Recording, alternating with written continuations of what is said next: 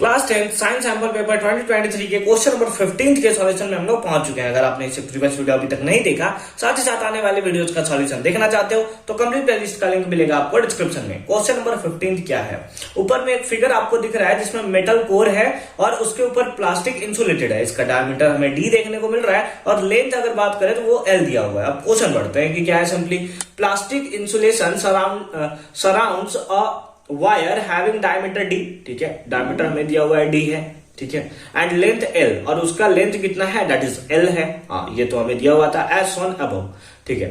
A decrease in the resistance of the wire would be produced by, नीचे हमें simply पूछा है कि रेसिस्टेंस कब डिक्रीज होगा, जब प्रोड्यूस्ड बाय एन इंक्रीजिंग, जब किसी चीज में इंक्रीज करे, या तो लेंथ में इंक्रीज होना चाहिए या फिर डायमीटर में इंक्रीज होने, मतलब सिंपली हमें क्या चाहिए, रेसिस्टेंस डिक्रीज होना चाहिए। और किसके इंक्रीज से, यानी कि कोई इंक्रीज करे तो रेसिस्टेंस डिक्रीज करना चाहिए। मतलब इंक्रीज के बेसिस पे आपको बताना है कि लेंथ इंक्रीज करेगा या डायमीटर इंक्रीज करेगा। यहां पे तो दो ही केस के बारे में दिया हुआ है, तो इन्हीं दोनों में से कुछ होगा, लेंथ या डायमीटर। चलो ठीक है।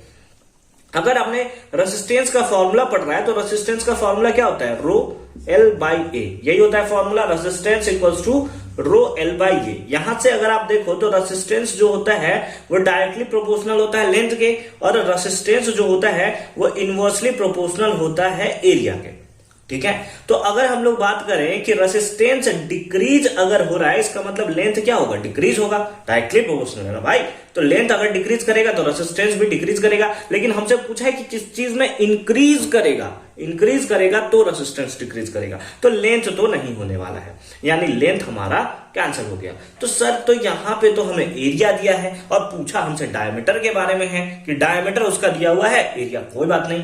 ये जो आपका वायर है वो कैसा रहता है, सर्कुलर फॉर्म में ही तो रहता है, इस टाइप का रहता है। इसका एरिया क्या होगा, तो रेसिस्टेंस इक्वल्स टू, सिंपली आप लिख सकते हो इसको, है ना, एरिया है ना, एरिया के प्लेस पे आप सिंपली लिख सकते हो क्या, पाई आर स्क्वायर लिख सकते हो ना। एरिया क्या होगा, पाई आर स्क्वायर होगा, या फिर आप लिख सकते हो पाई आर का वैल्यू कितना होता है, डी बाई 2 का होल स्क्वायर, ऐसे लिख सकते हो।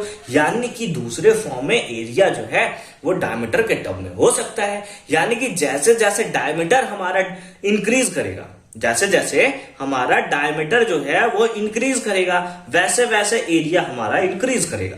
अच्छे समझोगे, जैसे जैसे डायमीटर हमारा इंक्रीज करेगा उस बेसिस पे रेडियस इंक्रीज करेगा, रेडियस इंक्रीज करेगा in the sense area increase करेगा, और अगर एरिया इंक्रीज करेगा तो रेसिस्टेंस डिक्रीज करेगा। यानी कि सिंपली हम लोग बोल सकते हैं कि जब diameter of the wire increase करेगा तो रेसिस्टेंस हमारा डिक्रीज करेगा। अब आते हैं ऑप्शन पे। सबसे पहला लेंथ ऑफ द वायर, नहीं भाई लेंथ ऑफ द वायर तो नहीं होने वाला है, ऑप्शन ए गलत हो गया। बी में करते हैं, बी देखते हैं क्या है, बी है that is diameter of the wire, बिल्कुल 100% राइट आंसर होगा क्या, डायमीटर ऑफ द वायर। आगे क्या कुछ ऑप्शन है देख लेते हैं उसके, टेम्परेचर ऑफ द वायर, नहीं सर ये भी नहीं होगा, ठीक है। चलो आगे देखते हैं। फिर डी में बात करें तो क्या है, thickness of the plastic insulation, है ना, thickness of the plastic insulation. अब प्लास्टिक इंसुलेशन के थिकनेस को अगर आप बढ़ाओगे तो प्लास्टिक इंसुलेशन से रेसिस्टेंस को क्या मतलब, है ना, प्लास्टिक आप कुछ है उसमें तो रेसिस्टेंस ऐसे भी पास नहीं करता। हम लोग तो मतलब है ना भैया कि जो मेटल वायर है वो उसका लेंथ कितना ज्यादा है, उसका एरिया कितना ज्यादा है, हमें प्लास्टिक से क्या मतलब, यानी कि डी भी ऑप्शन नहीं होने वाला है। देन आई होप कि ये कॉन्सेप्ट आपको एकदम बहुत अच्छे तरीके से क्लियर हुआ होगा। मिलते हैं आपसे अगली वीडियो में क्वेश्चन नंबर 16 के सॉल्यूशन के साथ। कंप्लीट प्लेलिस्ट का लिंक मिलेगा आपको डिस्क्रिप्शन में, एक बार डिस्क्रिप्शन को आप जरूर चेक कर लोगे।